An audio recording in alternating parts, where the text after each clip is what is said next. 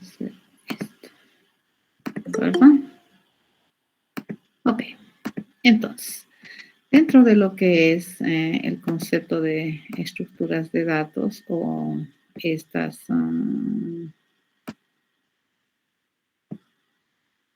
estos tipos de datos que me permiten almacenar colecciones de información, pues podemos encontrar una gran variedad, ¿no? Pero el tema de este curso hacia profundidad no es. Acá estamos viendo cosas básicas que me permitan almacenar colecciones de datos. Básicamente las estamos abordando desde esta necesidad, ¿no? Muchas veces nosotros queremos representar no solamente un dato ni dos, probablemente queremos representar 100 datos que están relacionados o que hacen referencia a un mismo concepto y que probablemente forman parte de alguna colección de información.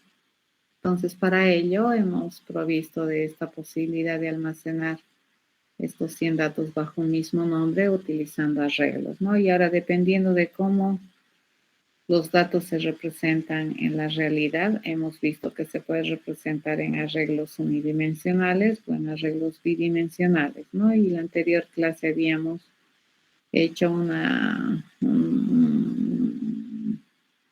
breve consulta de qué tipos de datos, de qué escenarios están representados en una colección de datos en un espacio bidimensional, y habíamos enumerado algunos y habíamos implementado también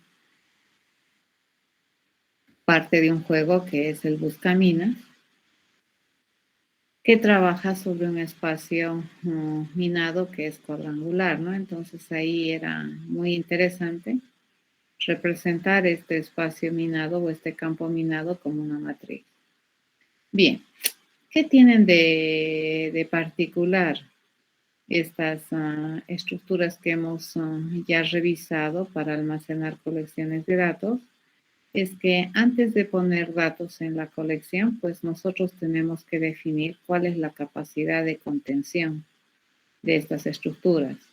Para cuando usamos un arreglo unidimensional, aparte de definir el nombre que juega el rol de identificador en el contexto que lo estás declarando, pues antes de usar y poner datos, nosotros requerimos definir la capacidad de contención. Lo mismo con una matriz, ¿no es cierto? Pero en muchas ocasiones es posible que nosotros necesitemos almacenar una colección de datos sin conocer a priori la cantidad de datos que requerimos almacenar. En este caso, entonces es probable que a mí me interese trabajar con alguna estructura que me permita almacenar colecciones de datos y que a su vez me permita ir añadiendo datos a discreción y por necesidad. Y a su vez me permita ir sacando y eliminando datos de esa colección a necesidad. Y como no sé a priori la cantidad de datos, entonces ese vendría a ser un pequeño gran problema a la hora de utilizar arreglos. Lo que vamos a ver entonces hoy día es una alternativa para almacenar colecciones de datos bajo una facción de manejo de la información dinámica. ¿Qué significa? Que la estructura o el tamaño de la colección va a crecer y decrecer por demanda. Y ahí a eso se le llama un comportamiento dinámico. Bien. En este contexto, entonces, veremos y vamos a revisar un ítem nomás en Intrala Program que me permite almacenar una colección de datos de manera dinámica, ¿ya? O sea que por necesidad yo puedo insertar datos y la estructura va a crecer a medida que se requiera. Lo más importante probablemente de estas estructuras, con la diferencia del arreglo, es que yo no necesito definir un tamaño antes de utilizar la estructura, ¿ya? Esa va a ser la diferencia más importante. Lo que vamos a ver entonces en el curso es básicamente un arreglo que me permite almacenar una colección de datos, pero bajo una fisonomía de lista. ¿Ya? El concepto de una lista, desde la perspectiva del manejo de un conjunto de datos, es que estas listas pueden crecer y pueden decrecer, ya de manera dinámica. Y lo que nosotros queremos ahora proponer es el uso o la posibilidad de tener una estructura que me permita almacenar datos y a necesidad. Entonces, en estas estructuras, fíjense, además de tener un operador de acceso, porque en los arreglos habíamos dicho que los corchetes juegan el rol de ser una operación que me permite accesar a la información del arreglo, ¿cierto? Que le ayuda, digamos, a este operador de acceso que es el corchete, le tenemos que mandar una información adicional que es la posición, que me permite acceder de manera individual a cada parte de la regla. En este caso, fíjense, de esta estructura que me permite poner datos, ir creciendo, decreciendo la estructura por demanda, pues ya no es suficiente tener este operador de acceso, un solo operador de acceso. En esta clase de estructuras, entonces, me tienen que brindar algunas operaciones bien específicas por las cuales yo pueda insertar un dato, ¿ya? Y no estarme preocupando, por ejemplo, si hay espacio en la estructura. Básicamente yo inserto y debería insertármelo. Pueden haber varias maneras de insertar datos, ¿ya? Pero por defecto, si nosotros estamos concibiendo una colección de datos que representa una lista de cosas, por defecto cuando se inserta lo va a hacer al final, ¿ya? Por otro lado, me debería permitir realizar eliminaciones de los datos cuando yo quiero prescindir de un dato de la colección. Esto significaría que el tamaño de mi colección debería decrecer. ¿Ya? A eso se refiere entonces que estas estructuras, aparte de ese símbolo que representa la operación de acceso en los arreglos, pues estas estructuras son un poco más fabricadas, ¿sí?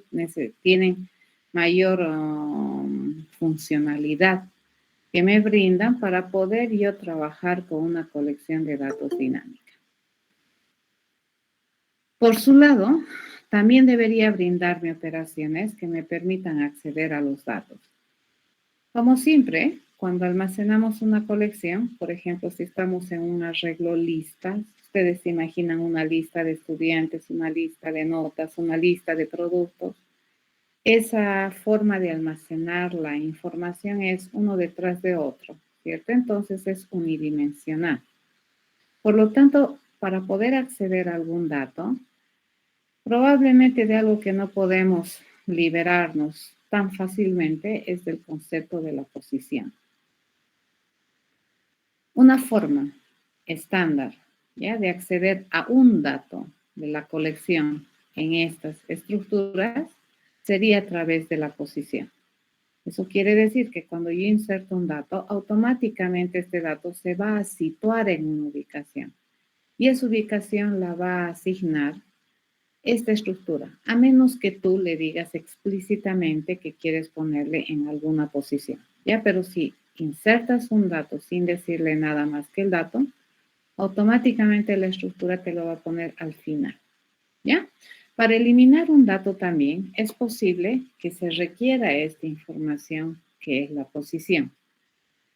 El hecho de que nosotros tengamos almacenado una colección de datos en una estructura que tiene una apariencia dinámica, no me libra de manejar este concepto de la posición. ¿Ya? Eso. Entonces, para poder utilizar esta clase de cosas en IntroLab Program, nosotros no nos vamos a dedicar a diseñar estas estructuras. Lo que más bien vamos a hacer es utilizar las estructuras ya hechas y usualmente vamos a utilizar bibliotecas que nos provee el lenguaje, ¿no?, en las cuales podemos encontrar algunas de estas estructuras para que nosotros como programadoras programadores podemos usar para representar datos, ¿ya? O para almacenar colecciones de datos. De todas maneras, cuando yo uso una de estas estructuras, siempre yo tengo que tener presente de que esta colección se va a referir, o la colección en realidad va a tener un nombre, ¿no? Entonces, todos los datos de la colección van a tener un solo nombre para referirlos. Como siempre, las colecciones de datos van a ser un conjunto de datos que pertenecen a alguna naturaleza y que están agrupados en esa colección por alguna razón. Entonces, siempre deberían pertenecer a un tipo de datos. Nosotros sabemos que cuando tenemos una colección, no estamos hablando de un solo contenido, sino más bien de varios contenidos, ¿ya?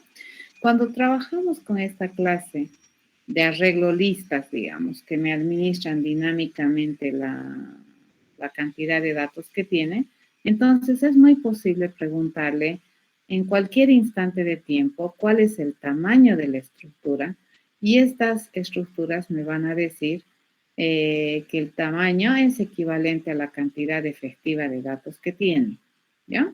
Es bien diferente a preguntarle el tamaño a un arreglo. Cuando yo le pregunto el tamaño a un arreglo, este me dice la capacidad maximal de contención del arreglo. En cambio, cuando yo le pido el tamaño a una de estas estructuras dinámicas, ¿qué me va a decir? La cantidad efectiva de datos que tiene en el momento que tú has consultado por su tamaño. Es decir, si después tú le añades 2 datos más y le preguntas por su tamaño, te va a devolver otro valor. O si le quitas elementos a la estructura, tú le preguntas por el tamaño, te va a devolver otro valor. ¿De acuerdo?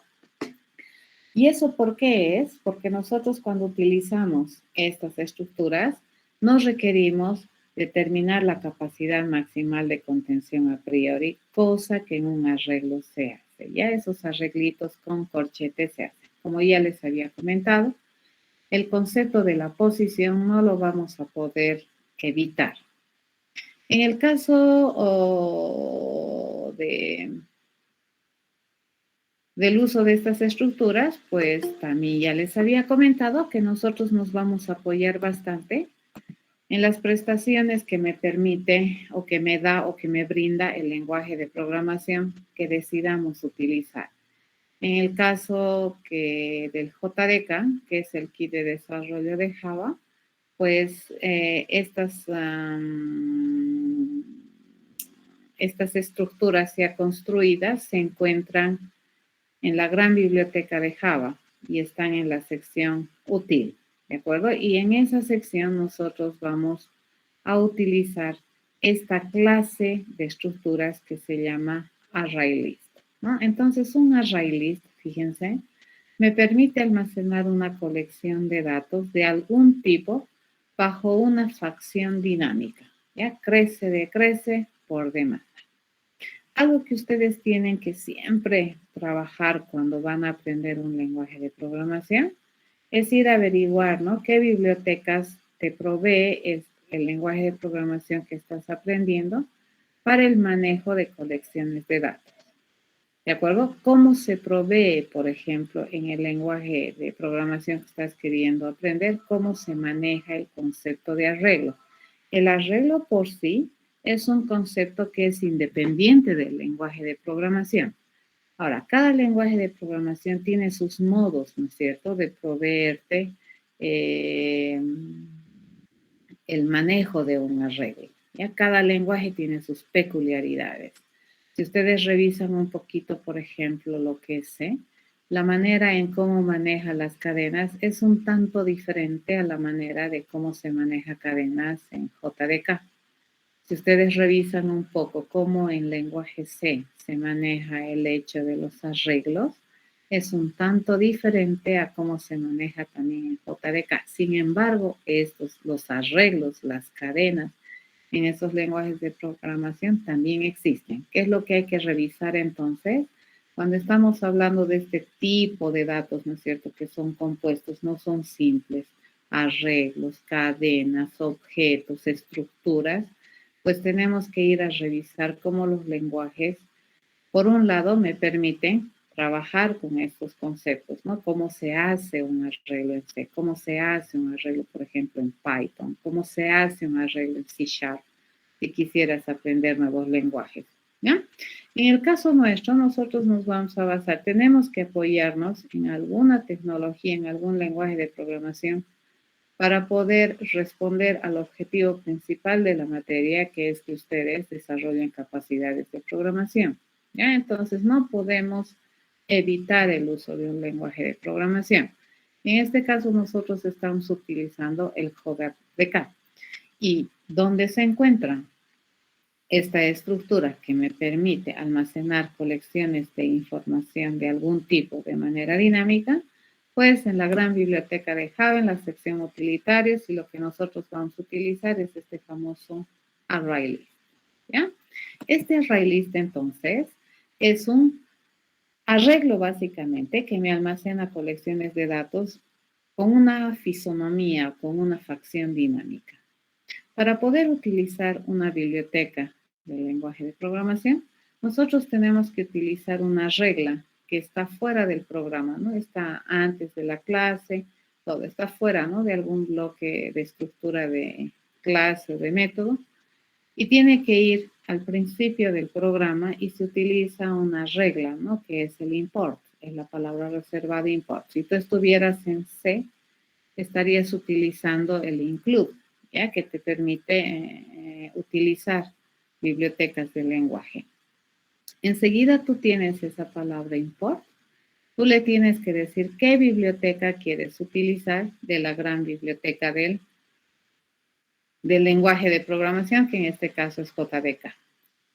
Por lo tanto, los arreglos, fíjense, esos hechitos con corchetes que hemos visto hasta la anterior clase, las matrices, eso te lo provee como una posibilidad de tipificación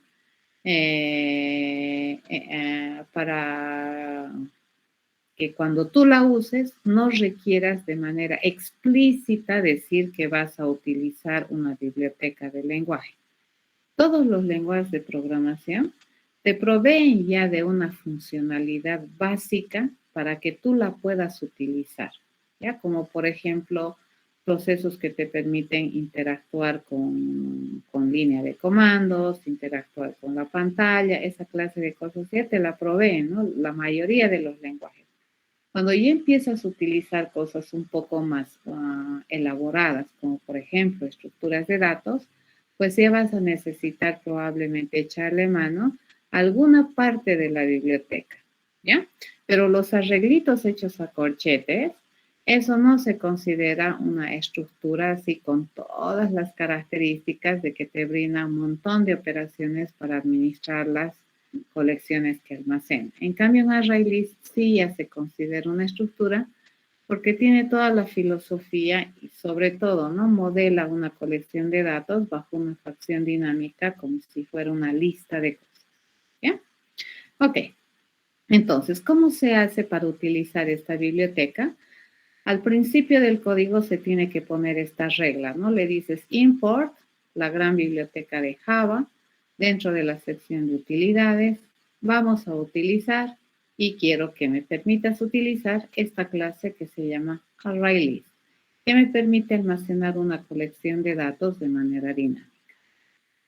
De todas maneras, como estamos en un lenguaje estáticamente tipado, para poder utilizar esta estructura de datos, nosotros necesitamos hacer la declaración que me permite identificar el nombre de la colectora, decir que esa colectora va a ser de clase ArrayList, y fíjense, entre menor y mayor yo le tengo que decir qué tipo de datos quiero almacenar.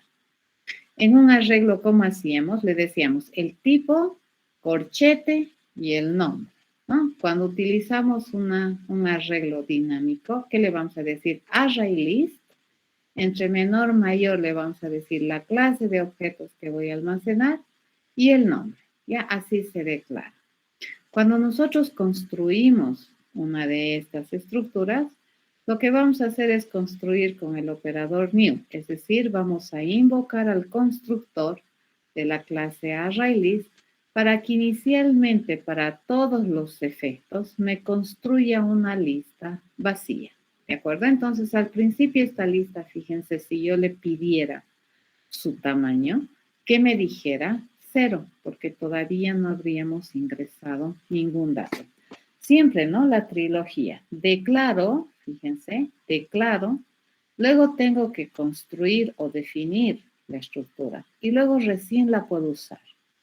Entonces, la diferencia entre esta estructura y los arreglos es que para cuando nosotros queremos insertar un dato, tenemos que utilizar un método, ¿de acuerdo? O una prestación de servicios que me brinda este ArrayList, que en este caso se denomina add.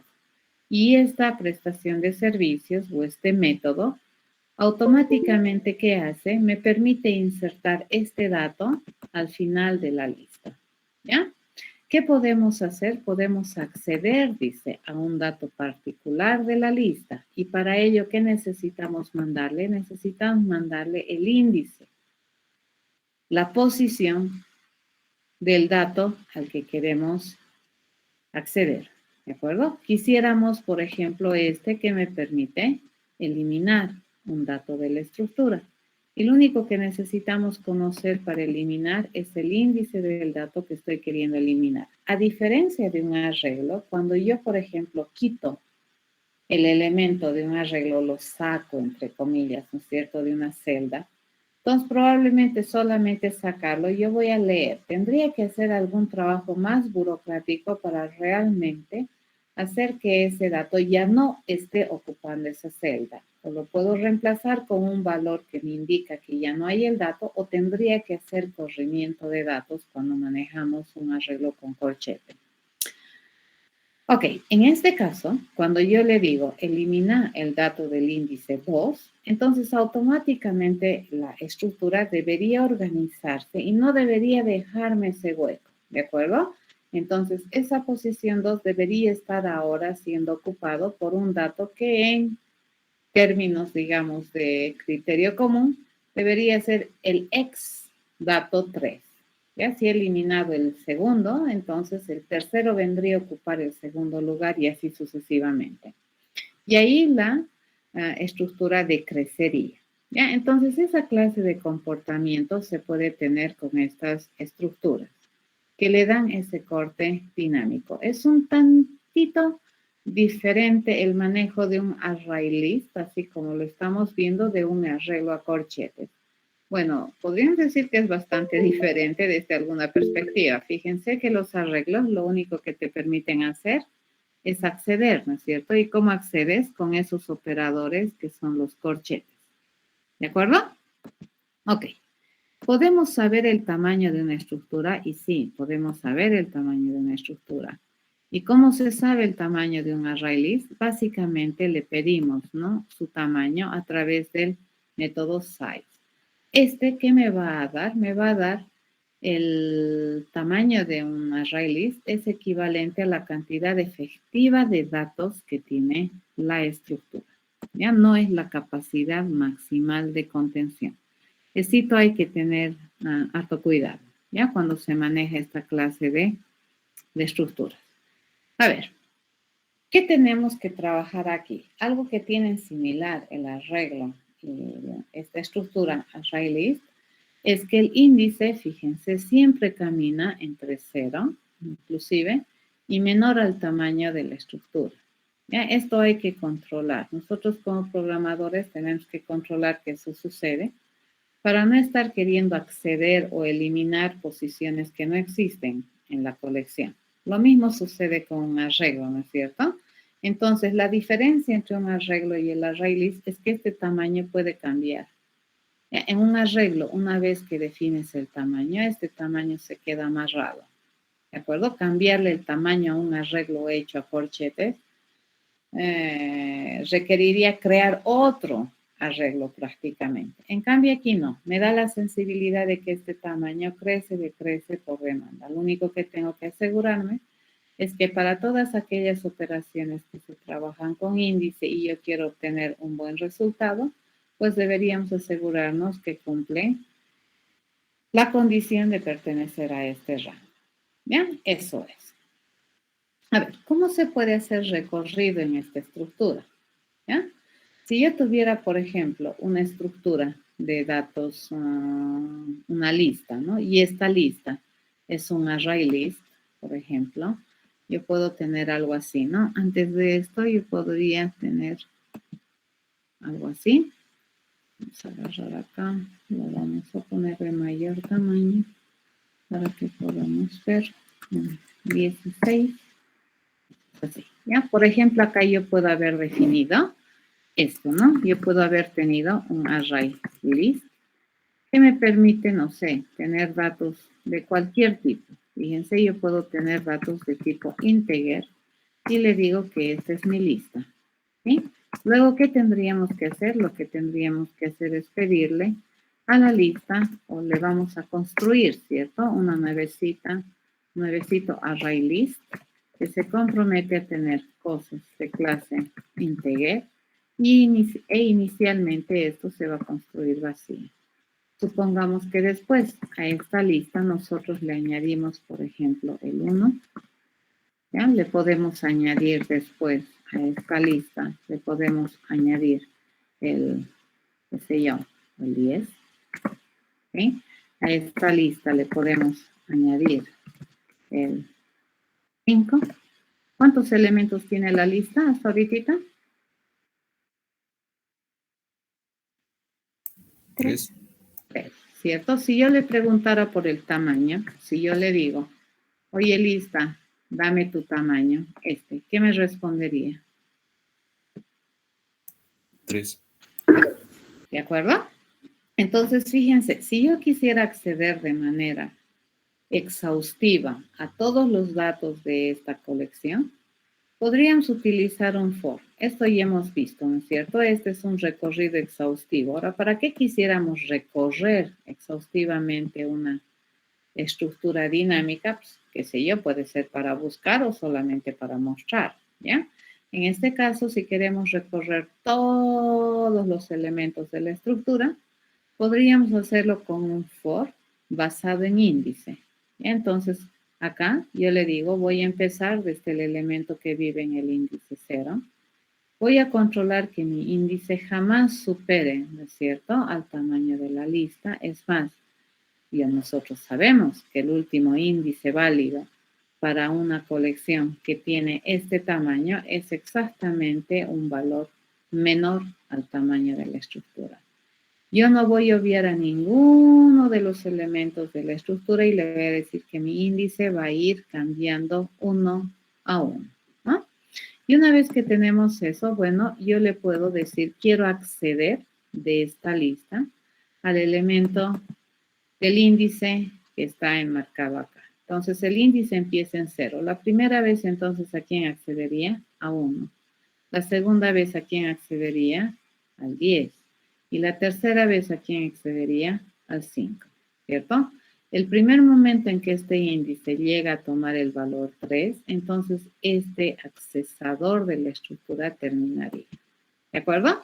Entonces, esta es una de las formas de acceder a los datos de una colección que está almacenada en una lista. ¿Y cómo lo hemos hecho? De manera exhaustiva, basada en el índice. Entonces, en un arreglo normal, hecho a corchetes, así se accede, ¿no ven?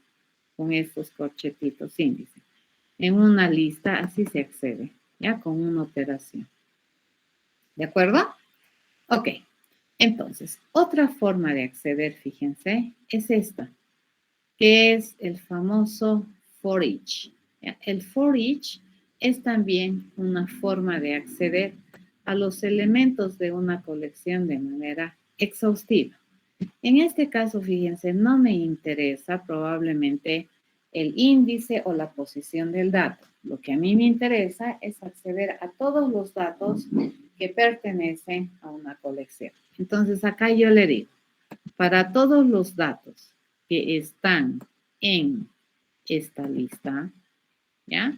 Voy a hacer algo con el dato, ¿de acuerdo? Entonces, por ejemplo, aquí yo básicamente, para pedirle el dato que vive en la lista, yo le tengo que decir el índice. Acá no. Yo para decir, quiero acceder a todos los datos de la lista, básicamente hago referencia al dato y ya puedo acceder. En el ejercicio o en el ejemplo anterior que teníamos de esta lista, nos vamos a traer esto de acá, ¿ya? Esto me lo agarro, me lo copio. En este ejemplo que teníamos acá, por ejemplo, si tenemos esto aquí, ¿ya? Esa lista. Entonces, básicamente, ¿cómo sería el for each aquí? El for each vendría a estar escrito de esta manera, para esta lista, ¿no? Que tengo acá. La voy a pintar aquí, ya está. Me la voy a traer. Un for each para esta lista que tenemos acá. Mejor me la traigo todo esto acá.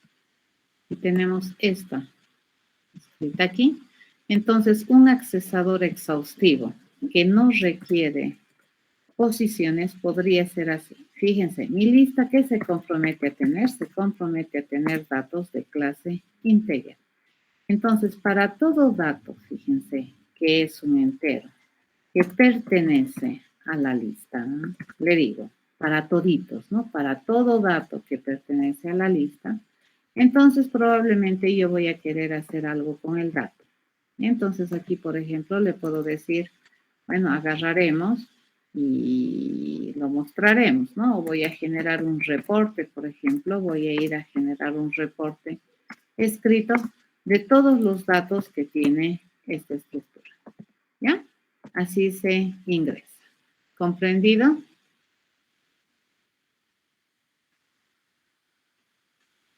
¿Se entiende? Sí. ¿Ya? Entonces, ¿esto se puede hacer en un arreglo hecho a corchetes también? Sí se puede hacer, siempre y cuando el arreglo contenga datos que son de alguna clase. ¿Cuál es el problemita que hay que tener cuidado con un arreglo hecho a mano? Es que probablemente, por la naturaleza de mi arreglito, yo puedo tener, digamos, de 10 celdas que es reservado, ¿no ve? Yo puedo haber llenado 5 celdas. Y no necesariamente puedo haberlas llenado de manera contigua, es decir, no he llenado la celda 0, 1, 2, 3, 4. No, he llenado la 0, la 3, la 4, la 5, la 8 y la 9. Y ahí he llenado 5 datos. Y fíjense, entre medio hay celdas que no tienen información. Cuando yo hago un for each de este estilo, no se va a dar cuenta si el dato es un dato real o es un dato nulo. ¿Ya? A ver, en este caso, fíjense, nos vamos a ir a programar ahorita y vamos a ver la diferencia. ¿Ya? A ver, vamos a hacer eso. Y les voy a mostrar qué errores me puede generar esta cosa si no la manejamos bien. Vamos a ir a, les voy a mostrar toda mi pantalla. Un momentito. Generamos toda una pantalla. Vengo acá. Y me vengo por acá. ¿De acuerdo? Vamos a hacer un nuevecito proyecto que me permita hacer la prueba de lo que estamos hablando. Este proyectito va a ser el intro 19. ¿Ya? Vamos a ir a probar lo que estamos haciendo. Esto lo cierro para que no nos perjudique. Esto lo cierro. Perfecto. Entonces vamos a ir a probar esto que tengo y vamos a hacer una comparación, fíjense, de cómo es agarrar un arreglo hecho a corchete y un arreglo con lista. ¿Ya? Entonces vamos a hacer un objeto que compare, ¿ya? Dos procedimientos. Entonces, cuando nosotros queremos utilizar un arreglo dinámico, ¿qué habíamos dicho que necesitamos hacer? Necesitamos hacer esto, ¿cierto? Le tengo que pedir al lenguaje permiso para utilizar esta clase, ya que es una clase ya hecha y que se encuentra en las bibliotecas de Java, ¿no? Eso, lo primero que hacemos es eso. Entonces vamos a hacer, por ejemplo, una estructura que me permita llenar datos y me permite ingresar con esto y lo vamos a mostrar, ¿ya? Entonces, lo primero que haremos es un procedimiento que me permita hacer una prueba. Ya vamos a probar, por ejemplo, el uso de ArrayList. Que sea el uso de ArrayList, ¿correcto?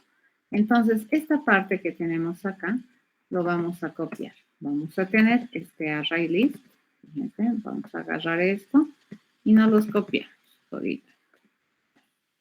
Tenemos aquí el programa, como hemos hecho casi un pseudo Java perfecto, entonces ya no tengo problemas de traducirlo acá. ¿Ya? Hacemos esto, más. ¿Cuántas adiciones hemos hecho a la lista? 3, ¿correcto? Entonces, hay dos maneras, fíjense, de acceder a esta estructura. Ahorita, incluso hay una tercera, ¿ya? Y le vamos a decir, vamos a generar, por ejemplo, un reporte que sea de tipo cadena y vamos a acceder a este reporte. Por ejemplo, vamos a generar el reporte inicialmente como la cadena vacía y vamos a hacer esta forma de ingresar por índice.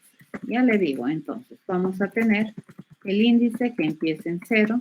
Mi índice dice que tiene que estar limitado por el tamaño de la estructura y cada vez mi índice tiene que ir aumentando de uno en uno. No me puedo olvidar de ninguno de estos elementos.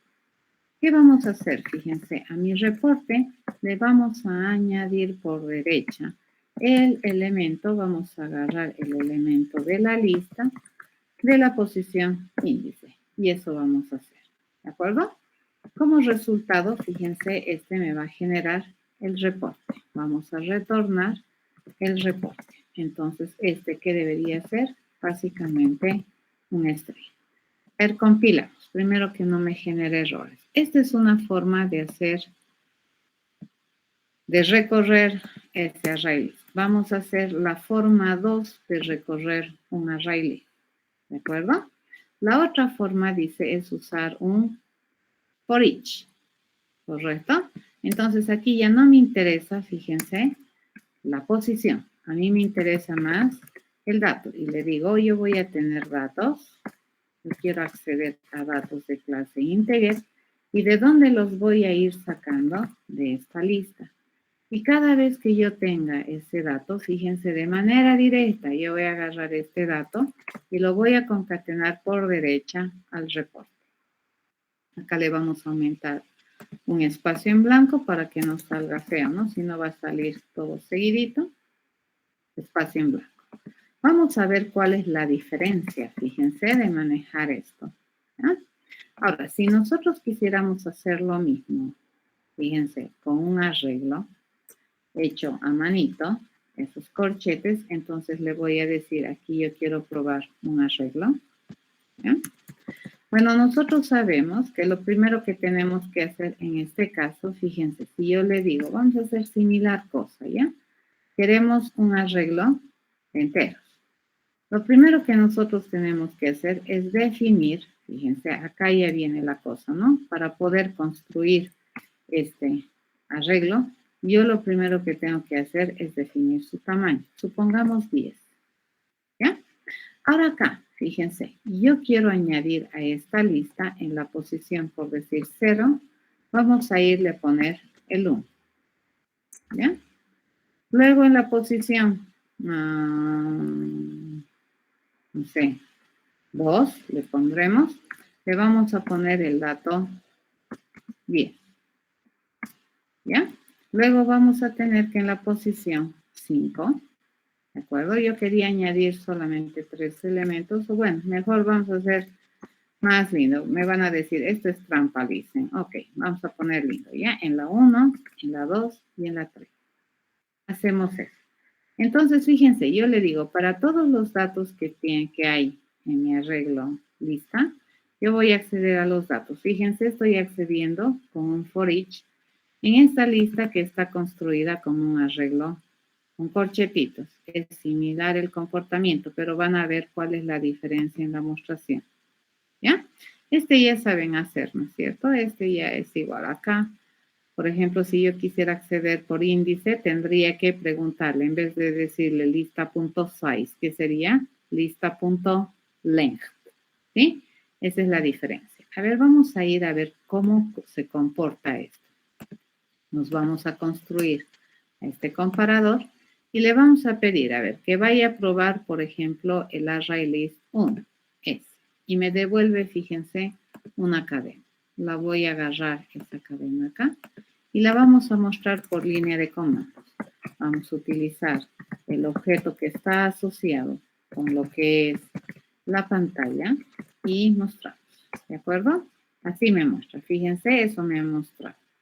¿Ya? ¿Cuántos datos habíamos insertado a la lista? 3, ¿no ve? 3. Vamos a ver cómo se muestra, cómo muestra con este accesador. Este es con el for each. ¿Ya? Obtenemos la cadena y resulta que, fíjense, la forma de mostrar con el for each es equivalente. ¿Ve? Esta me ha mostrado con índice y esta con for each. Vamos a ir a ver cómo se mostraría el arreglo, que no es un array list, ya que tiene capacidad maximal. Entonces, si yo le digo, quiero mostrar, obtenemos la cadena, eso es así, y vamos a ir a ver cómo me muestra. Fíjense, esta es la cadena. Me va a mostrar así. ¿Correcto? 1, 10, 0. Ah, bueno, he debido llenarle en la posición 3, ¿no? 1, 10, 0, 5, 0, 0, 0, 0. Esto a veces te va a traer problemas, ¿correcto? Te puede traer buenos problemas, porque, por ejemplo, si yo decido hacer algo con los datos de la colección, yo le pido a este dato hacer algo, a este dato hacer algo, a este dato hacer algo, y aquí me voy a caer, porque fíjense, aquí no hay dato. ¿Ya? El null, que significa que no existe el dato. ¿De acuerdo? ¿Han comprendido esa diferencia? Ingeniera, ¿podría volver a explicar? A ver, cuando nosotros hacemos un arreglo basado en corchetes, acá me he saltado, fíjense, este debería ser la 2, ¿no? Pero está bien, me han mostrado en la 3. Cuando hacemos un arreglo basado en corchetes y no sabemos cuántos datos vamos a poner, entonces no te va a quedar otra que definir un tamaño, ¿no ve? Entonces probablemente tú dices, sí, a lo sumo voy a tener 10 datos. De esos 10 datos, fíjense, ¿cuántos nomás he llenado? 3. ¿Ya? Y cuando yo hago un for each, fíjense, un recorrido así, igualito que este, miren, el reporte es diferente. Con el array list me sale bien bonito, solamente los datos que hay. Y con el arreglo hecho a mano me sale esto. Ya, hasta con los datos que no hay me sale. Todos esos null quieren decir que yo nunca puse un dato en esas celdas. Pero igual me está mostrando.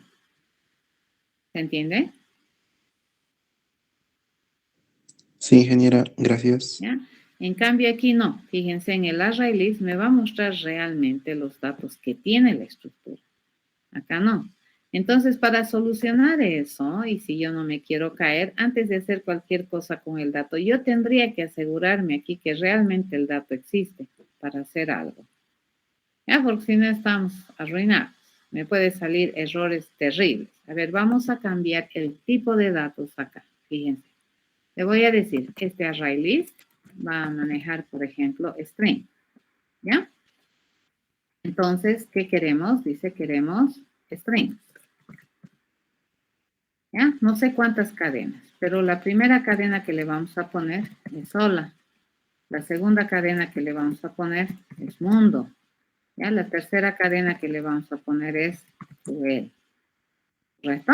Entonces acá fíjense, lo que yo quiero probablemente es reportar cuál es la cantidad de caracteres que tiene cada una de estas cadenas. ¿No ve? Entonces yo le voy a pedir al elemento que vive en el índice de la lista, le pido el dato. ¿Y qué me va a devolver? Me va a devolver una cadena. A esa cadena, fíjense, yo le voy a preguntar su longitud. ¿Ya? Y eso lo vamos a concatenar como resultado. Entonces, ¿aquí qué me debería dar como resultado? 4, 5, 5. ¿Cierto? Así me debería dar. Estoy concatenando o estoy reportando la cantidad de caracteres que tiene cada una de estas cadenas. Si hacemos este array list acá, fíjense, y hacemos el ingreso con un for each, entonces algo similar va a suceder. Van a darse cuenta cómo funciona. Entonces, dependiendo de qué es lo que quieres hacer, pues a veces es muy interesante utilizar un arreglo hecho a corchetitos o utilizar este array list. ¿Ya? En este caso, ¿a qué tipo de datos voy a acceder? A datos de clase string. Y lo que yo voy a hacer es pedirle la longitud de esas cadenas y vamos a ir concatenando, ¿no ve? Este también debería decirme 4, 5, 5. Eso debería responder. Acá vamos a hacer lo mismo. Fíjense, le voy a cambiar el tipo de datos. Esta es una lista que se compromete a tener cosas de clase cadena. En la primera cadena yo le voy a poner hola. En la segunda cadena le voy a poner mundo. Y en la tercera cadena le voy a poner cruel. ¿Correcto? Cruel. Y cuando nosotros hagamos un recorrido con for each, van a ver qué es lo que sucede. Yo le digo, quiero agarrar el tamaño de cada una de estas cadenas y reportarlo. ¿Ya? Compilaré. Acá me está saliendo un error que me está diciendo punto y coma se esperaba y sí tiene razón. Punto y coma se esperaba. Compilamos y ahí está. Vamos a limpiar mi pantalla de salida. Clareamos. Nos construimos este. Y fíjense, yo acá le voy a decir, vamos a probar este array list. ¿De acuerdo? Que me genere el reporte. Me lo jalo. Y fíjense, ¿qué me debería mostrar? Yo le digo, quiero la cadena 1. Y me muestra. La primera cadena, ¿cuántos caracteres tenía? 4. La segunda cadena, ¿cuántos caracteres tenía? 5. La tercera cadena, ¿cuántos caracteres tenía? 5. ¿No ve? Entonces, he recorrido mi colección de cadenas para averiguar cuántos caracteres tiene cada cadena. Eso he hecho, ¿cierto? Eso hace mi procedimiento. Esto sería cuando hemos hecho la funcionalidad, fíjense, es este. Este he hecho correr. Este de aquí he hecho correr. Este. ¿Ya? Este hice correr. Funciona bien. Vamos a hacer correr ahora este otro. Dice, el probar un array list y este me devuelve esa cadena. Fíjense, y le digo, vamos a mostrar la cadena 2, ¿cierto? Es lo mismo, ¿no ve? 4, 5, 5. Ahora vamos a probar esta implementación, ¿ya? Y aquí, pues me voy a caer, ¿ya? Me sale error. ¿Qué ha pasado?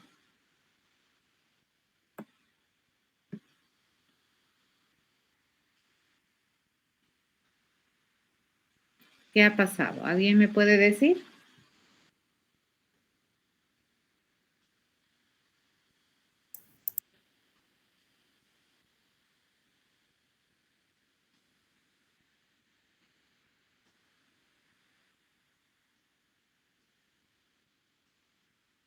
¿Alguien me puede decir qué ha pasado? Me ha salido un error en tiempo de ejecución. No ha podido dar el tamaño de los que estaban en null. En realidad este for each, fíjense, es un accesador exhaustivo. Entonces va a entrar a todos los datos que tiene la lista. Pero como esta lista es un arreglo hecho a corchetes, ¿cuántos datos se supone que almacena esta lista? 10. ¿Ya? Pero ¿cuántos nomás hemos llenado? 3. Entonces, ¿dónde me va a salir el error? Cuando yo vaya a acceder al cuarto dato de la lista y a ese dato que yo juro que hay, le voy a pedir su longitud. Pero el cuarto dato de la lista no existe y a ese que no existe le estoy pidiendo su longitud y por eso se está quejando. Me está diciendo, tú estás charlando con un objeto que no existe. ¿Qué te pasa? ¿Estamos de acuerdo? Entonces, cuando tú quieres, digamos, administrar una colección de datos haciendo uso de estos arreglos, pero tú no sabes si todas las celdas se van a llenar en ese arreglo, entonces esta definición de tamaño que nosotros tenemos aquí me determina la capacidad maximal de contención, no la capacidad efectiva de contención. ¿De acuerdo? Cuando tú haces un for each, va a ser un recorrido por toda la capacidad de la colección, ¿ya? O de la estructura, que en este caso, para esta lista que está construida con corchetitos, equivale a su capacidad máxima. En cambio, en este caso, fíjense, cuando yo hago un for each sobre esta lista que está acá, debido a que este es un array list, ¿cuál es el tamaño de esta lista? Es equivalente a la cantidad de datos reales que tiene la lista. ¿De acuerdo? Esa es la diferencia. ¿Ya? Ambas tienen utilidad, les cuento. Ambas o sea, los arreglos con corchetito y los array lists tienen utilidad. O sea, son completamente posibles de existir, de ser y de ser usados. Y en algunos contextos me conviene utilizar arreglos hechos a mano con corchetitos y en algunos contextos me va a convenir utilizar array list. ¿De qué va a depender entonces? Del problema, ¿no ve? Que estoy queriendo resolver. ¿De acuerdo? Entonces acabamos de ver dos recorridos exhaustivos. Hay otro recorrido que se puede hacer cuando se utiliza una de estas estructuras y esto ya no se puede hacer con un arreglo a corchete. Y este está basado en un iterador, ¿de acuerdo? Entonces aquí tú no necesitas saber el índice, ¿ya? No necesitas hacer un recorrido con un for, digamos, pero sin embargo, puedes cortarlo el momento que te parezca, ¿no es cierto? Te recorre exhaustivamente bajo condición. Mientras tenga datos, la estructura va a ingresarte a los datos. Pero aquí, la ventaja de acá es que tú podrías ponerle una condición más aquí y puedes cortar, ¿de acuerdo? El acceso a la estructura. Ya, en cambio, en un for each no puedes cortar, fíjense, de principio a fin va. ¿De acuerdo? Ese es exhaustivo. Este es también recorre de manera exhaustiva, a menos que tú le pongas una otra condición acá.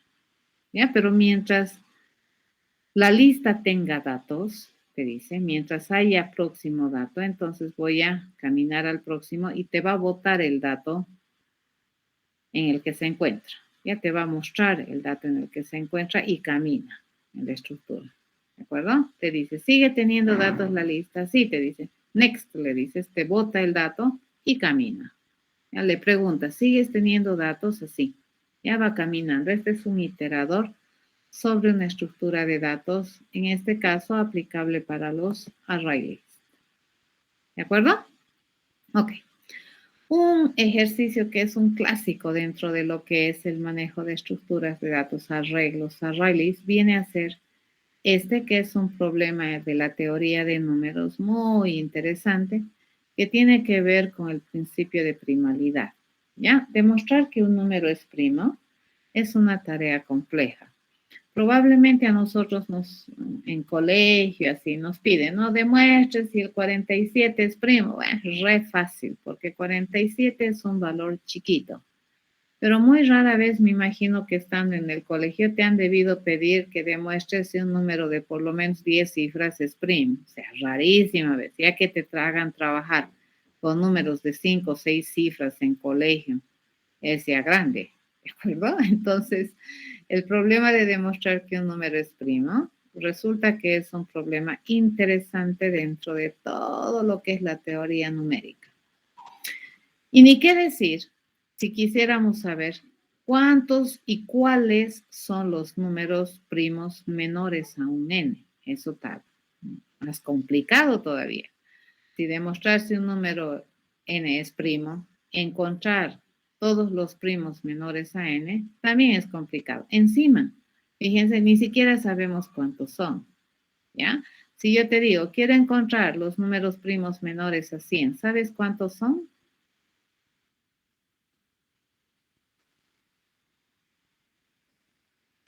Bueno, si ahorita te están calculando, ¿no ve? Van a contar y me van a decir, sí, Licen, son tantos. No, pero ¿hay alguna manera rápida de saber cuántos números primos hay menores a un valor n? Es la pregunta. Por ejemplo, menores a 10, ¿cuántos números primos hay? El 2, el 3, el 5, el 7. ¿Correcto? Menores a 10. Fíjense cuántos habían habido. 4. Entonces, yo podría sacar una conjetura equívoca y decir, ok, si menores a 10 hay 4, entonces menores a 20 deberían ser 8, ¿cierto? Puedes sacar una conjetura de ese estilo. ¿Y es correcto? No. Y creo que sí, porque el 11 es primo, el 13 es primo, el 17 es primo y el 19 es primo. 8. Ah, dices, qué genial. Entonces, menores a 20 son 8, entonces menores a 40 deberían ser 16. Ya, entonces, ahí yo ya estoy tanteando, fíjense, ¿no? Para tratar de predecir si yo quiero encontrar los números primos menores a n. Yo sé que el resultado de mi procedimiento, ¿qué tiene que ser? Tiene que ser tiene que ser una colección de números, ¿no es cierto? Pero yo no sé cuántos números primos exactamente hay menores a n. En este caso, fíjense, para modelar o para representar esa colección de números primos menores a n, no me conviene agarrar un arreglo hecho a corchetitos, porque encima mis estimaciones que estoy haciendo para decidir, dado un n, cuántos números primos menores a n hay, probablemente ni siquiera es fija o probablemente mi criterio, ¿no ves? Si menores de 10 hay 4 y menores de 20 hay 8, entonces mi criterio común me dice que menores a 40 hay 16, pues yo no sé. ¿Ya? Y si menores a 40 hay 16, entonces menores a 80 hay 32. Así me estoy sacando una regla medio rara, ¿no es cierto? Para tratar de decir cuál es la cantidad máxima de números primos menores a n hay. Pero pues yo no podría asegurar, ¿ya? Por eso el problema de los números primos es un problema digno de estudiar en lo que es teoría de números, porque esta clase de conjeturas que yo estoy haciendo, o de predicciones o de estimaciones, pues no son seguras. Puede que llegue un momento en que se dispare hacia arriba o realmente se quede atrás y yo esté reservando tantos espacios de manera innecesaria, o al revés, ¿no ve? Estoy estimando pocos. Puede que llegue un valor en que realmente sobrepase. ¿Y eso qué significaría? Que estaría estimando una menor cantidad de posibles espacios para almacenar mis resultados. En este caso, como no sabemos exactamente cuántos números primos menores a n hay, el resultado no me conviene, ¿no ves? Representarlo como un arreglo hecho a corchete. ¿Cómo me conviene representarlo? Como un array list. ¿De acuerdo? Entonces, veamos. Mi problema consiste, dice, en encontrar los números primos menores iguales a n. Vamos a venirnos a la pizarra. Ya nos vamos a abrir esta pizarrita y vamos a trabajar aquí. ¿Y en qué consiste este problema? Yo describo el problema y ustedes van a irlo a programar, ¿de acuerdo? Entonces lo vamos a enunciar bien bonito, vamos a dar un ejemplo de cómo funciona y vamos a ver cómo se podría encontrar los números primos menores iguales a n, ¿ya? ¿Dónde está mi lápiz? Acá. Por ejemplo, si n, habíamos dicho, ¿no? Si n fuera, por ejemplo, 10, entonces, la cantidad de números primos serían 2, 3, 5, 7 y 7, ¿no? Esos son. Entonces, fíjense, yo podría devolverte un arreglo de 4 celdas que tiene los 4 primos. Pero bueno, porque en el 10 es fácil, ¿ya? Pero si yo te digo, quiero saber la cantidad de números primos menores iguales a 30 por predicción. Si menores a 10 eran 4. Entonces, menores iguales a 30, yo triplico, ¿no ve? Entonces le digo, vamos a tener un arreglo que se comprometa a tener, dice, ¿cuántas celdas? 12 celdas, ¿no? Hasta aquí tengo 1, 2, 3, 4, 5, 6, 7, 8, 9, 10, 11 y 12, ¿correcto? 12 celdas. Pero a ver, verificaremos cuáles son. Obviamente estos son los primeros números primos. ¿Quién también es primo? El 11. ¿Quién también es? El 13. El 17, el 19. 19. ¿Quién más? 23. 29. Y me ha sobrado. Fíjense, me ha sobrado espacio. Uy, Dios. Aquí entonces es reservado en demasía. ¿Ya? Pero puede ser que reserve en minoría. ¿Ya? Entonces, esta cantidad de números primos, no sé, no me conviene a mí devolverte el resultado en un arreglo. ¿Ya? Ok, acá nosotros hemos hecho, porque más o menos sabemos de memoria, ¿no ven? Cuáles son los números primos menores a 100 podríamos saber de memoria, pero cuando empieza ya a subir ese n, ya la cosa se pone un poco color hormiga. Hay un famoso algoritmo que se llama el famoso algoritmo que está descrito a través de una criba de Eratóstenes, ¿de acuerdo? Esto les dan en colegio, les cuento. ¿Ya? Cuando hablan de números primos y propiedades de números enteros, les dan este ejercicio o este algoritmo. El algoritmo original viene así, dice, vamos a construir una criba que tenga, dice, 10 columnas, ¿ya? Y que te permita guardar así. Fíjense, podemos agarrar desde el 0, ¿no ve? Le digo 0, 1, 2, 3, 4, 5, 6, 7, 8 y 9. ¿Ya? Y luego a partir de ahí te dice, vamos a construir nuestra criba que va a tener 10 columnas, ¿no? Esta es una columna. Ya venimos por acá. Esta es la otra columna. Venimos por acá. Esta es la otra columna. Esta es la otra columna. Por ejemplo, si quisiéramos saber los números primos menores a un valor n, entonces acá este algoritmo te dice construye una criba. A esto que estoy haciendo se le conoce como una criba. ¿Correcto? Entonces vamos a hacer una cribita interesante. Bueno, le voy a otra pizarra mejor, ¿ya? Para no estar borrando. Vamos a mejorar su tamaño. Y ahora sí, hacemos una criba decente. ¿Dónde está mi punto? Acá. ¿Ya? Vamos a empezar a rayar y le digo criba. ¿Ya? Nos venimos acá y rayamos. ¿Sí? Nos venimos acá y rayamos. Por alguna razón estoy rayando chueco, ¿no?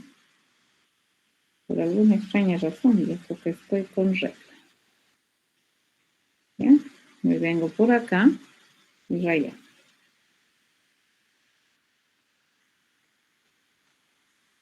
¿De acuerdo? Bueno, la idea es que nosotros tenemos que construir esta famosa criba. Creo que mejor lo voy a hacer a mano alzada. Me voy a llevar mejor con el asunto, ¿cierto? Ahí. Hacemos esto, esto, esto, esto, esto. ¿Ya? Tenemos entonces aquí el 0, el 1, el 2, el 3, el 4, el 5, el 6, el 7, el 8 y el 9. ¿De acuerdo? ¿De cuántas columnas es esta mi criba? De 10, ¿no? Supongamos que queremos saber cuáles son los números primos menores o iguales a 50. Entonces aquí le lleno el 10, el 11, el 12, el 13, el 14, el 15, el 16, 17, 18, 19, ¿no es cierto? En la tercera fila de esta criba vamos a llenar el 20, 21, 22, 23, 24, 25, 26, 27, 28 y 29. Venimos por acá y llenamos la siguiente fila, ¿no? Sería el 30, 31, 32, 33, 34, 35, 36, 37, 38, 39. Y las dos últimas, ¿no? Habíamos dicho menores a 50, ¿no? Entonces tengo 40, 41, 42, 43, 44, 45, 46, 47, 48, 49 y la última fila de mi criba que va a tener hasta el valor n que decía. No, incluso ya me he pasado. 50, hasta ahí nomás, ¿no es cierto? Entonces quiero saber cuáles son los números primos menores o iguales a 50. ¿Ya? ¿Cómo es el algoritmo de la criba de Eratosthenes? Por definición, fíjense, te dice, el 0 no es primo, entonces ni se mira. El 1 no es primo también, ¿no? Porque este no tiene dos divisores exactos. Ya solamente tiene un divisor exacto. Ok, entonces a partir del 2 se mira. ¿Y qué se hace? Lo que vamos a ir es mirando número por número. Y entonces cada uno de estos números yo voy a ir inspeccionando. Y voy a verificar si ese número es menor o igual a la raíz cuadrada de 50. La raíz cuadrada de 50 es 7 punto algo, ¿ya? Sería equivalente a la raíz cuadrada de... Entonces me fijo, este primer número, ¿no? Lo encuentro. Le digo, ¿es menor a la raíz cuadrada de 50? Sí, me dice. Entonces resulta que este es primo. Fíjense. Y todos sus múltiplos los va a tachar. Fíjense, todos estos no son primos. Estos tampoco son primos. ¿Ya? Todos los múltiplos de 2 los va a tachar. Obviamente, excepto el 2. Correcto, toditos estos los tacha. ¿De acuerdo? Viene aquí y mira, ¿este número está tachado? No, me dice. Entonces pregunto, ¿este número es menor que 7? Sí, me dice. ¿No ven? Menor que la raíz cuadrada de 50, sí. Entonces, este es primo. Entonces, yo ya puedo ir cargando. Fíjense, acabo de encontrar un primo. Estás, 2. ¿Está no tachado? Sí. Entonces, cargo el 3. Es un primo. ¿Correcto? Y luego, ¿qué tengo que hacer? Tengo que ir a eliminar a todos sus múltiplos de 3. Los múltiplos de 3 son estos. Fíjense, estos son múltiplos de 3. ¿Ya? ¿Quién también es múltiplo de 3? Todos estos. Fíjense, esta diagonal son múltiplos de 3. ¿Ya? ¿Quiénes también son múltiplos de 3? Toditos estos. Fíjense, los que se encuentran en esta diagonal son múltiplos de 3. Los tacho. ¿Correcto? ¿Hay algún otro lugar donde haya múltiplos de 3? No, ¿ven? Me he asegurado de tachar todos los múltiplos de 3, excepto el 3, ¿no? Cuidado, el 3 no está tachado, ¿no es cierto? El 39 también, hija. ¿Dónde está? Me faltaba por aquí, allá. El 39 y el 48, ¿cierto? 48 son múltiplos de 3. Por acá no tengo múltiplos de 3, ¿no? Ya está. ¿Me he olvidado de alguien? Creo que no. ¿Correcto? Me fijo. ¿Este número está tachado? Sí, entonces no es primo. ¿Este número está tachado? No. ¿Es menor o igual que 7? Sí. Entonces dice, acabo de encontrar el tercer primo. ¿Y qué vamos a agarrar? Vamos a tachar todos los múltiplos de 5. ¿Ya? Estos son los múltiplos de 5 y estos son los múltiplos de 5. ¿De acuerdo? Volvemos a tachar esto. ¿Sí? No hay más múltiplos de 5. ¿Correcto? Me vengo aquí. El 6 está tachado, entonces lo ignoro. Me vengo acá. ¿El 7 está tachado? No. ¿Es menor o igual que 7? Sí. Entonces, este es primo. Fíjense, 7 primo. ¿Y qué es lo que tenemos que hacer? Dice, tenemos que ir a tachar todos sus múltiplos. Entonces, tacho el 14, tacho el 21, tacho el 28. ¿Qué más tengo que tachar?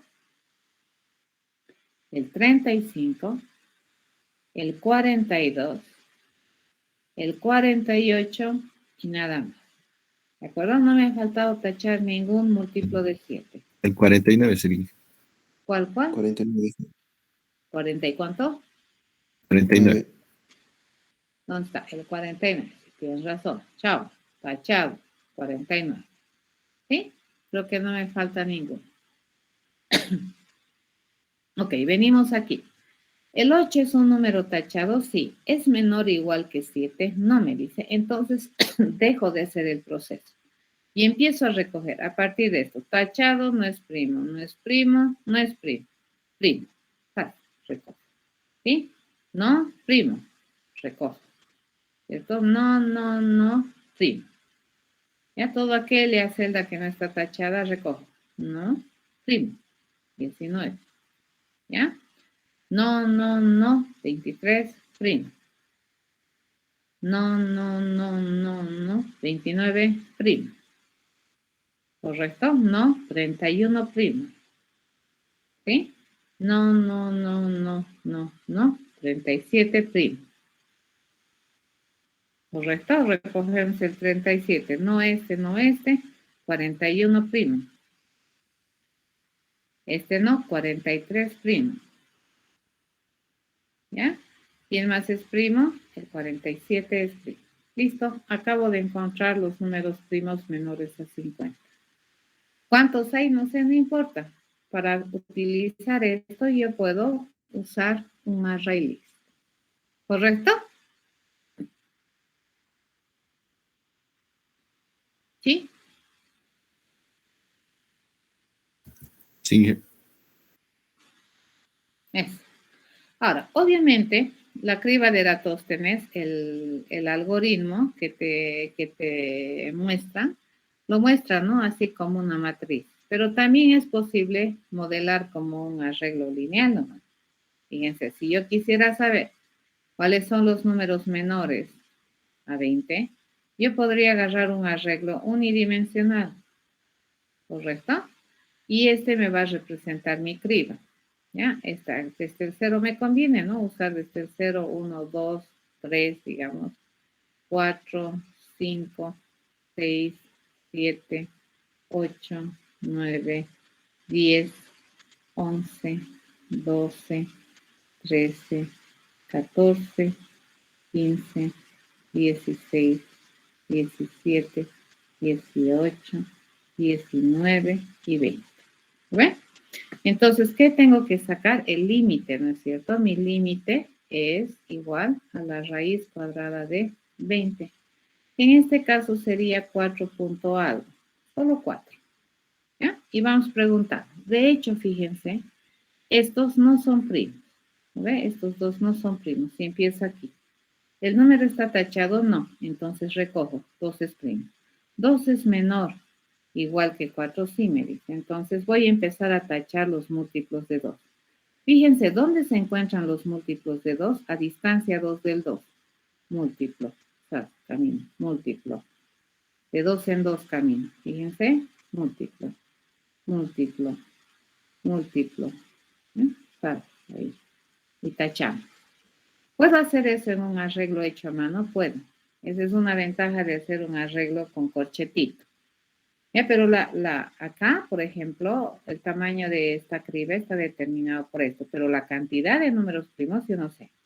Este que estoy agarrando aquí no me conviene ponerle en un arreglo, este me conviene ponerlo en un array list. ¿De acuerdo? Luego venimos aquí y le digo, a ver, ¿el 3 es un número tachado? No me dice. ¿Es menor o igual que 4? Sí. Entonces, el 3, fíjense, mi siguiente número primo. Y luego, a distancia 3 de este se encuentra el primer múltiplo de 3. ¿Ya? Y a distancia 3, tachamos. A distancia 3, tachamos. A distancia 3, tachamos. A distancia 3, tachamos. Y acabamos de tachar todos los múltiplos de 3. Vengo aquí, el 4 le digo, ¿es menor o igual que 4? Sí, me dice. ¿Está tachado? Sí, entonces no es primo. Ya me vengo al 5. 5 le digo, ¿es menor o igual que 4? No me dice.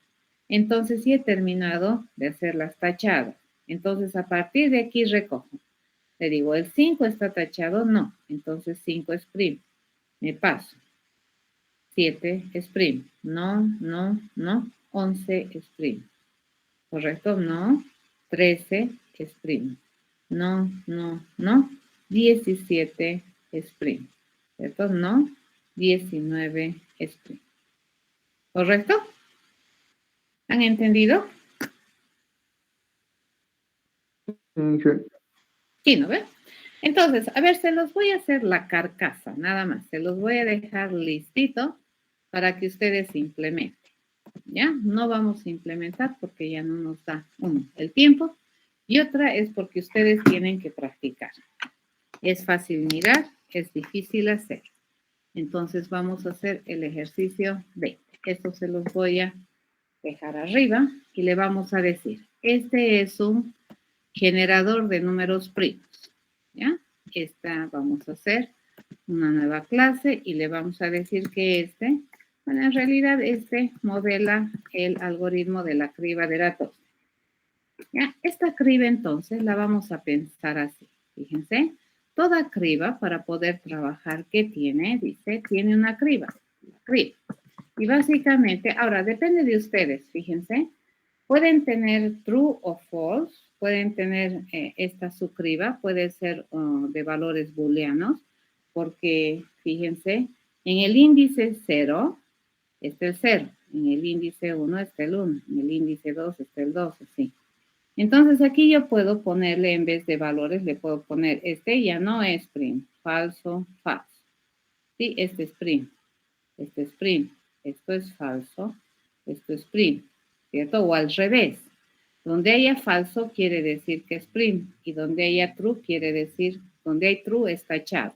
F, ¿qué significaría no tachado? ¿De acuerdo? Podemos modelar así.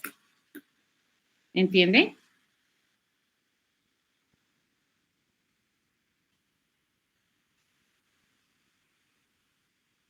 Mi criba, por ejemplo, puede ser, fíjense, si yo quiero saber los menores a 10, yo defino un arreglo que tenga 1, 2, 3, 4, 5, 6, 7, 8. Bueno, yo quiero saber los primos menores iguales a 8, por ejemplo. Entonces me voy a definir un arreglo ¿de qué tamaño? ¿De qué tamaño es este arreglo? 9. De 9. Ah, dices. Entonces me voy a definir un arreglo de n más 1. ¿Ya? Pero aquí yo le voy a decir, fíjense, toditos son falsos. ¿Ya? Yo voy a tener un arreglo de booleano. ¿Qué significa el falso aquí? Que esos números, o sea, el 4 no está tachado. El 3 no está tachado. ¿Ya? El 2 no está tachado. Entonces, ¿qué es lo primerito que hacemos? Lo primerito que vamos a hacer por consistencia es tachar el 0, porque ese no es primo, y vamos a tachar el 1, porque no es primo. ¿Correcto? ¿Qué deberíamos ir a calcular? Deberíamos ir a calcular la raíz cuadrada de n, que es el límite. Y empezamos por este índice. Fíjense, mi índice de empezar en 2 y vamos a empezar a caminar. Te digo, el índice es menor o igual a la raíz cuadrada de n. Si me dice que sí, entonces me fijo. ¿Está tachado? No me dice. Entonces, este índice es el primo. Y luego tengo que ir a tachar, fíjense, todos sus múltiplos. ¿Ya? Y vamos a saltar de 2 en 2 en el arreglo. Caminamos. Mi índice ahora, ¿cuánto vale? 3. El índice es menor o igual que la raíz cuadrada de 8. ¿Y qué me debería decir? Bueno, ya no, ¿no? La raíz cuadrada de 8, ¿cuánto es? 2 punto algo. Bien, entonces ahí para. Fíjense, entonces a partir de aquí yo le pregunto, esta celda, le digo, ¿está tachada? No me dice. Entonces 3 es primo. Esta celda está tachada, entonces no es primo, el 4. La celda 5 está tachada, no me dice, entonces el 5 es primo. La celda 6 está tachada, sí, entonces no es primo. La celda 7 está tachada, no, me dice, entonces es primo. La celda 8 está tachada, sí, entonces no es primo. Listo, acabo de encontrar mi resultado. ¿De acuerdo? Esa es una manera bien interesante de representar cuándo un número está tachado y cuándo no. Entonces, eso vamos a hacer. A ver, vayan a pensar esta solución y escríbanla. Ya, se los voy a escribir entonces acá. ¿Qué es lo que nosotros vamos a tener? Fíjense, vamos a tener un arreglo de booleano, tantos como elementos tenga la criba. Y por otro lado, dice, vamos a tener un arreglo que es dinámico, que se va a comprometer a tener objetos de clase entera para representar los primos, ¿de acuerdo? Aquí van a estar los primos. Ahí voy a recoger a los primos. Para poder hacer esto, ¿qué necesito hacer? Necesito importar de la gran biblioteca de Java, de su sección de utilidades, esta clase que se llama ArrayList. ¿De acuerdo? Entonces, por ejemplo, acá, si yo quiero ir esta criba, ¿qué debería hacer? Lo que debería permitirme hacer es generar, ¿correcto? Me debería devolver un arreglo, dice, de los números primos menores a, ¿qué quiero ir a generar? Dice, quiero ir a encontrar, obtener primos menores a este valor n, ¿correcto? Eso queremos, ¿cierto? ¿Sí? Entonces aquí, mi promesa de respuesta va a ser este primo. Entonces, lo primero que digo, todavía no he calculado, no ve ningún primo. Entonces, este es mi arreglo de primos. Fíjense que esa va a ser la respuesta. La vamos a construir como un arreglo vacío. Mi criba, fíjense, se va a construir como un nuevecito arreglo que se compromete a tener cosas de clase boolean, tantas como me dice n más 1. ¿De acuerdo? Para que el índice venga a ser el valor que estoy haciendo. Para poder hacer este trabajo, dice que yo necesito tener un límite de pregunta, ¿cierto? Y el límite, ¿por qué está establecido? Está establecido por la raíz cuadrada de este valor n. ¿Qué necesitamos? Necesitamos su parte entera, porque el SQRT me devuelve un valor real. ¿Ya? Y le decimos, a ver, en la criba, fíjense, en la criba, en la posición 0, le vamos a decir que la posición 0 por defecto está tachada, porque no es primo. Y en la criba, posición 1, porque el 1 no es primo, le vamos a decir que también está tachado. ¿Qué significa el true? Que está tachado. ¿Qué significa el false? Que no está tachado. ¿Correcto? Y vamos a empezar a ver qué números son primos. ¿Ya? Entonces vamos a ir a averiguar qué números son primos. Mi número, fíjense, la primera vez va a ser también el indicador de mi arreglo de la criba, donde vamos a empezar en 2. ¿Ya? Entonces, se los voy a hacer la carcasa y ustedes lo completan. Decimos, mientras, le digo, este número, ¿ya? Sea menor o igual al límite, ¿ya? Vamos a seguir intentando descubrir los números primos. ¿Correcto? Entonces, ¿aquí qué tengo que averiguar? A ver, aquí tengo que averiguar. ¿Será que la celda num está no tachada? Le digo, ¿cierto? Si está no tachada, entonces, ¿qué es? Ese num es primo. ¿Es correcto? ¿Es correcto?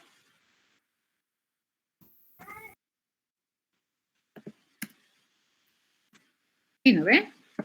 Si la celda, fíjense, num está tachada, entonces nos pasamos. Nos pasamos a la siguiente celda. ¿Ya? Entonces, cuando la celda num está no tachada, eso quiere decir que ese num es primo. Y luego, ¿qué tenemos que ir a hacer? Tenemos que ir a tachar, ¿correcto? Tengo que ir a tachar todos los múltiplos de num, ¿correcto? Tengo que tachar los múltiplos de num. ¿Correcto? Entonces, aquí, ¿qué yo tengo que hacer? Num es primo, entonces, ¿qué debería hacer? Recoger este primo, ¿no ve? Aumentarle a mi arreglo de primo. ¿Ya? Pero después de esto, fíjense, yo puedo estar acá en num, ¿no es cierto? Puedo estar, mi num puede haberse salido de acá y resulta que no es menor o igual al límite. ¿De acuerdo? Entonces, a partir de mi num, fíjense, sin hacer distinción, le digo, a partir de num, que ya no era menor o igual al límite, yo voy a ir todos los índices, fíjense, de mi criba, voy a ir a chequear. ¿Ya? Mi índice, entonces, ¿qué debería ser? Debería ser menor a la longitud de la criba. Y mi índice, fíjense, debería ser más no. ¿Ya? Entonces, segundo paso es recoger nomás ya los números primos. ¿Correcto? Entonces le pregunto, si la celda del índice está tachada, entonces no pasa nada, me paso, ¿no es cierto? Pero si no está tachada, entonces recoger índice, porque es primo. ¿Correcto? Pero si no está tachada o si está tachada esa celda, me paso. Entonces, al terminar, ¿dónde está